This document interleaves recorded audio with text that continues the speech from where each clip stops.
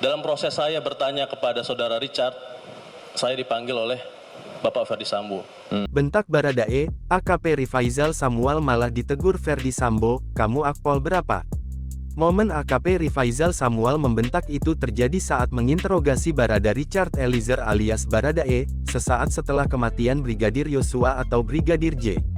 Mantan Kanit I Satuan Reskrim Polres Jakarta Selatan saat ini mencecar Baradae dengan sejumlah pertanyaan terkait penembakan di rumah dinas Ferdi Sambo di Komplek Polri Duren 3, Jakarta Selatan pada tanggal 8 Juli tahun 2022 lalu. Siapa yang menembak? Siap, saya lakukan interogasi singkat yang mulia. Iya, betul, interogasi. Tentu ya. Saya lanjutkan interogasi, di mana kamu melakukan posisi menembak? Siap, di lantai 2. Coba kamu ceritakan, seperti apa awal ceritanya? Kemudian dia menceritakan, dia turun ke bawah. Sempat rekonstruksi singkat pula waktu itu ya? Saya tanyakan yang mulia, izin saya lanjutkan. Kemudian Awalnya, Rifaizal saat itu menanyakan ihwal siapa yang menembak Brigadir J. Lantas, Baradae pun mengakui bahwa dirinya yang menembak Brigadir J hingga tewas.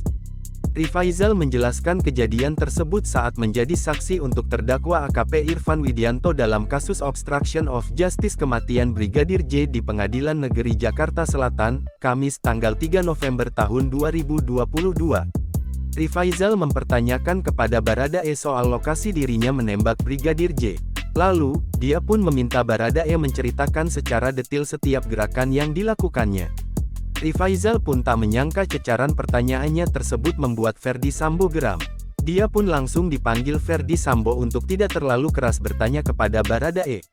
Sambo waktu itu mengingatkan Rifaizal supaya tidak kenceng-kenceng bertanya ke Baradae. dalam proses saya bertanya kepada saudara Richard, saya dipanggil oleh Bapak Ferdi Sambo. Dinda, sini kamu. Siap. Perintah Jenderal, kamu akpol berapa? Siap, saya 2013 Jenderal. Perintah untuk kami Jenderal. Kemudian beliau menyampaikan, kamu jangan kenceng-kenceng nanyanya ke Richard. Sambo beralasan, Baradae sudah membela keluarganya. Baradae juga baru mengalami peristiwa yang membuat psikologis terganggu. Dia udah ngebela keluarga saya. Dia telah membela keluarga Dia saya. sudah membela keluarga saya. Kalau kamu nanyanya begitu, dia baru mengalami peristiwa yang membuat psikologisnya terganggu. Bisa ya? Saya sampaikan, siap, bisa Jenderal.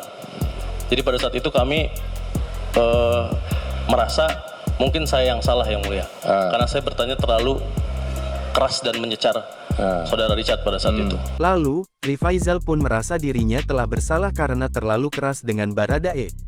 Dirinya merasa bertanya terlalu keras dan terkesan mencecar Baradae. Tidak lama kemudian, Rifaizal melanjutkan proses olah TKP. Sementara itu, mantan Kasat Reskrim Polres Metro Jakarta Selatan AKBP Ridwan Soplanit membeberkan soal proses olah tempat kejadian perkara TKP di rumah dinas Ferdi Sambo. Ridwan merupakan sosok yang memimpin olah TKP karena diminta langsung Ferdi Sambo. Kata dia, ada beberapa barang bukti yang dikumpulkan sebelum olah TKP dimulai pada Jumat tanggal 8 Juli tahun 2022 malam. Saat itu timnya mengamankan 2 jenis senpi jenis AS milik Yosua dan Glock milik Baradae. Kemudian 10 selongsong yang ditemukan, 4 serpihan dan 3 proyektil. Tak hanya itu, Ridwan juga menjelaskan terdapat beberapa serpihan peluru hingga serpihan kaca di sekitaran lokasi penembakan. Setelah melakukan pengumpulan barang bukti itu, Ridwan mengatakan, tim yang dipimpin dirinya langsung melakukan olah TKP. Saat itu kata dia, sudah ada beberapa anggota perwira dari Divisi Propam Polri yang berada di lokasi. Setelahnya barang bukti tersebut dikumpulkan dan beberapa di antaranya diamankan di Divisi Propam Polri. Diketahui, dalam perkara ini ada 7 anggota Polri yang ditetapkan sebagai terdakwa melakukan perintangan penyidikan atau obstruction of justice tewasnya Brigadir J dengan menghancurkan dan menghilangkan barang bukti termasuk CCTV. Mereka adalah Ferdi Sambo, Hendra Kurniawan, Agus Nurpatria, Cak Putranto, Irfan Widianto, Arif Rahman Arifin, dan Baikuni Wibowo. Keseluruhannya didakwa melanggar Pasal 49 Junto Pasal 33 Subsidiar Pasal 48 Ayat 1 Junto Pasal 32 Ayat 1 UU ITE Nomor 19 Tahun 2016 dan atau dakwaan kedua Pasal 233 KUHP Subsidiar Pasal 221 Ayat 1 kedua KUHP Junto Pasal 55 Ayat 1 ke 1 KUHP.